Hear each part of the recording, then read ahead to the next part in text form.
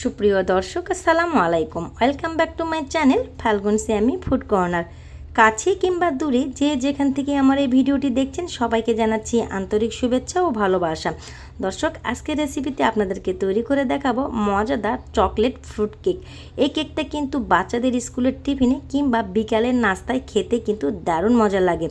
দর্শক, আমার চ্যানেলে যারা নতুন এসেছেন অবশ্যই আমার চ্যানেলটি সাবস্ক্রাইব করবেন এবং পাশে থাকা বেল আইকনটি প্রেস করে রাখবেন, তাহলে সবার আগে আমার ভিডিও নোটিফিকেশনটি আপনার কাছে পৌঁছে যাবে। আর যারা ফেসবুক পেজ থেকে দেখবেন অবশ্যই পেজটি ফলো করে আমার পাশেই থাকবেন। চলুন শুরু করে দিচ্ছি মূল রেসিপিটি।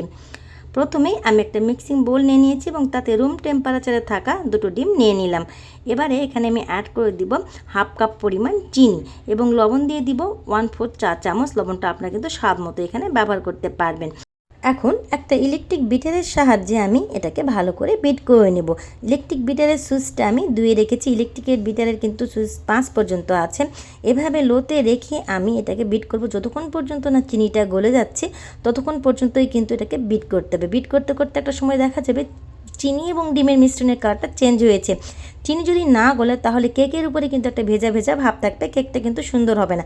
আমি একটা স্প্যাচুলা দিয়ে দেখছি আমার চিনিগুলো গলেছে কিনা। দেখতেই পাচ্ছি চিনিটা গলে গেছে। এবারে এই মিশ্রণটাকে আমি একটা পাশে রেখে দিচ্ছি।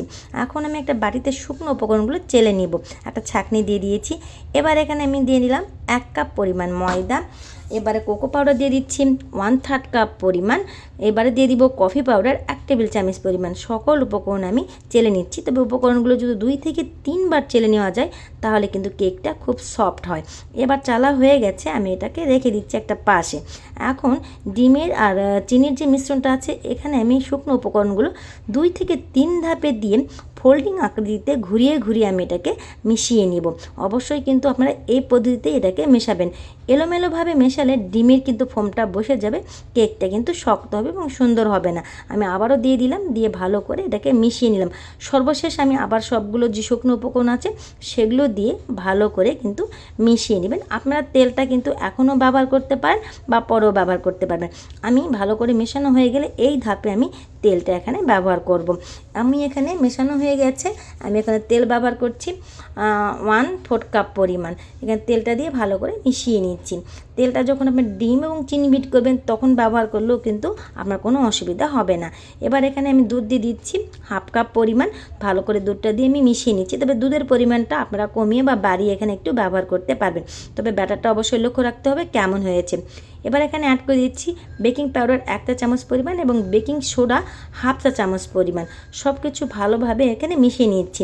ডিমের ব্যাটারের সঙ্গে শুকনো উপকরণগুলো ভালোভাবে মেশানো হয়ে গেলে এবার এখানে আমি অ্যাড করে দেবো ভ্যানিলা এসেন্স 1 টেবিল চামচ পরিমাণ।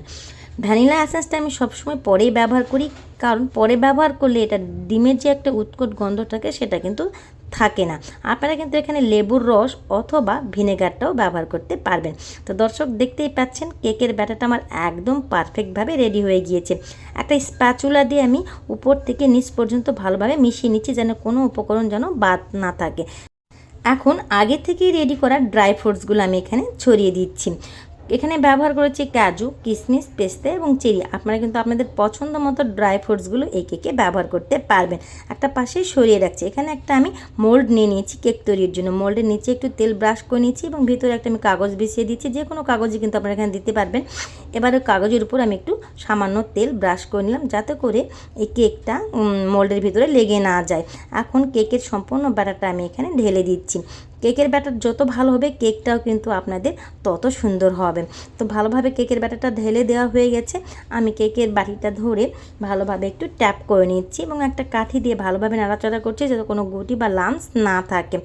এবার আরও কিছু বাকি অংশ ড্রাই ফ্রুটস রেখেছিলাম সেগুলো উপর থেকে দিয়ে দিলাম। দিয়ে দিলে কিন্তু কেকটা অনেক সুন্দর এবং কালারফুল হয়। কেকটা আমি চুলায় বেক করব, তাই চুলায় একটা বড় সাইজের হাঁড়ি বসিয়ে দিয়েছি এবং তাতে বালু দিয়ে ফ্রি হিট করে নিলাম 10 মিনিটের জন্য। বাড়িটা গরম হয়ে আসার পর আমি এখানে একটা স্ট্যান্ড বসিয়ে দিয়েছি। তারপর কেকের বাটিটা আমি এখানে দিয়ে দিলাম, ঢাকনা দিয়ে ঢেকে দিয়েছি এবং ঢাকনার যে একটা ছিদ্র আছে সেটা একটা লং দিয়ে বন্ধ করে দিলাম। দর্শক, এই কেকটা আমি চুলায় বেক করে নেব 30 মিনিটের জন্য। তো 30 মিনিট আমার বেক করা হয়ে গিয়েছে। আমি একটা কেক টেস্টার দিয়ে দেখছি কেকটা আমার কতটুকু হয়েছে। তো কেক টেস্টার দিয়ে দেখলাম, আমার মনে হচ্ছিল যে খুব স্লো তাপমাত্রায় যদি আমি আরও 10 মিনিট এটাকে ঢেকে রেখি কেকটা আমার পারফেক্ট হবে। তো ফিরে এলাম 10 মিনিট পর। কেকটা ঠান্ডা হয়ে যাওয়ার পর কিন্তু আমি এটাকে হাত দিয়ে ধরেছি। তো দেখতেই পাচ্ছেন সুন্দরভাবে বেক হয়ে গেছে এই ফ্রুট কেকটা। আমি এখন এটাকে একটা ছুরির সাহায্যে চারপাশ দিয়ে একটু ছেড়ে নিচ্ছি, যাতে করে ডিমোল্ড করতে আমার সুবিধা হয়। এবার আমি এটাকে ডিমোল্ড করে আপনাদেরকে দেখিয়ে দিচ্ছি কেমন হয়েছে আমার সেই চকলেট ফ্রুট কেক। এবার কেকের উপর থেকে আমি মোলটা আলতো হাতে উঠিয়ে নিলাম এবং উপরে যে কাগজটা বিছানো ছিল সেটা উঠিয়ে ফেলেছি। তো মাশাআল্লাহ অনেক সুন্দর হয়েছে আমার চকলেট ফ্রুট কেক।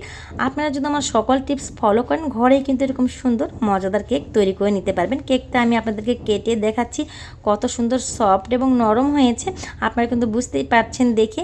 এবার দেখুন আমি খুব কাছে থেকে দেখাচ্ছি কেকটা কেমন হয়েছে। তো আশা করি আমার রেসিপিটি আপনাদের ভালো লেগেছে।